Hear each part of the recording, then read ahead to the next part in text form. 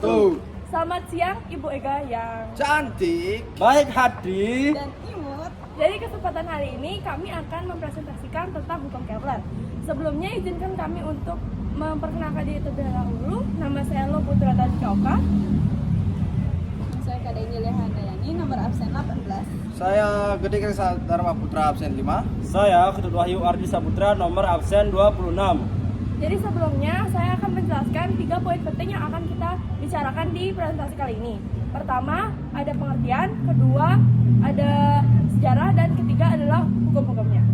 Nah, jadi pengertiannya dari hukum Kepler adalah pada intinya ini adalah 3 serangkaian hukum yang membicarakan tentang pergerakan planet-planet yang mengelilingi matahari sebagai titik acuan dan fokusnya dengan lintasan yang bernamakan elips.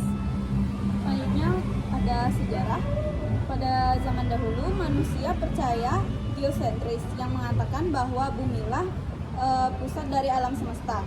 Lalu teori ini dikembangkan oleh astronom Yunani Claudius Ptolemus 100 sampai 170 Masehi dan bertahan hingga 1400 tahun. Menurutnya bumi adalah pusat tata surya. Matahari dan planet lain mengelilingi bumi dan mengitari bumi dengan lintasan yang melingkar. Selanjutnya, pada tahun 1543, seorang astronom asal Polandia, yaitu Nicolaus Copernicus 1473 sampai 1543 mencetus teori heliosentris. Heliosentris adalah paham yang menyatakan bahwa matahari merupakan pusat tata surya. Bumi dan planet lain mengelilingi lintasan melingkar. Adapun orbit pertama kali dianalisis secara sistematis oleh Johannes Kepler pada tahun 1609 yang merumuskan hasil perhitungan dalam hukum Kepler mengenai gerak planet. Kepler menemukan bahwa orbit dari planet dalam tata surya berbentuk elips atau lonjong dan bukan lingkaran. Kepler juga merumuskan hukum untuk menjelaskan bentuk dan karakteristik orbit planet. Selanjutnya saya akan menjelaskan tentang hukum Kepler yang pertama. Jadi hukum Kepler yang pertama itu berbunyi yang juga dikenal sebagai orbital. Nah, ini tuh menyatakan bahwa orbit tiap planet itu berbentuk elips atau lonjong dengan matahari berada di salah satu titik fokusnya. Jadi di dalam hukum Kepler ini yang pertama itu dipercaya bahwa di dalam satu tata surya itu ada 2 titik fokus, tapi matahari menjadi salah satu titik fokus yang menjadi titik fokus yang difokuskan.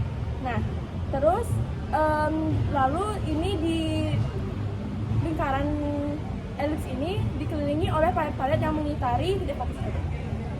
Lalu ada hukum Kepler yang kedua atau biasa disebut hukum luas. Menyatakan bahwa garis-garis yang menjadi penghubung antara planet-planet dengan matahari menyapu luas juring yang sama dengan waktu yang sama juga. Berarti planet akan bergerak lebih cepat jika berada di posisi yang lumayan dekat dengan matahari atau biasa kita sebut dengan perihelion. Dan planet akan bergerak lebih lambat jika posisinya juga menjauh dari matahari atau biasa disebut aperihelion. Nah, di sini saya akan menjelaskan dari hukum yang ketiga. Hukum yang ketiga yang berbunyi kuadrat periode yang mengikuti matahari sebanding dengan pangkat 3 jarak-jarak planet dari matahari. Ada pula rumus-rumus dari hukum ketiga yakni T1 per T2 pangkat 2 sama dengan R1 per R2 pangkat 3 atau T1 pangkat 2 per R1 pangkat 3 sama dengan T2 pangkat 2 per R2 pangkat 3. Nah, dari rumus-rumus tersebut ada pula arti dari rumus-rumus tersebut yakni T1 sama dengan berarti periode planet 1, T2 berarti periode planet 2, R1 berarti jarak rata-rata planet 1 ke matahari, R2 berarti jarak rata-rata planet ke planet 2 ke matahari. Ada pula contoh soal dari hukum ketiga ini, yakni diketahui RA banding RB sama dengan 1 banding 4.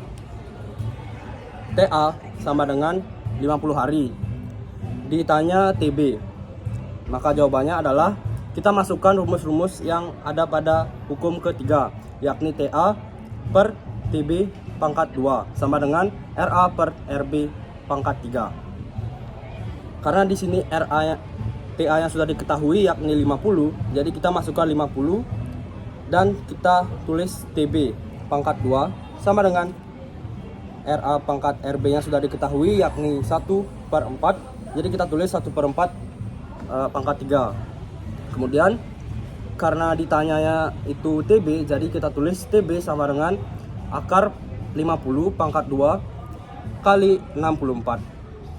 Nah, terus kita tulis TB sama dengan 50 kali 8. Kenapa ini bisa 64? Karena 4 pangkat 3 itu 64. Setelah itu kita tulis TB sama dengan 50 kali 8 dan memiliki hasil yakni 400 hari. Jadi jawaban dari soal ini adalah 400 hari, atau jawaban dari TB adalah 400 hari.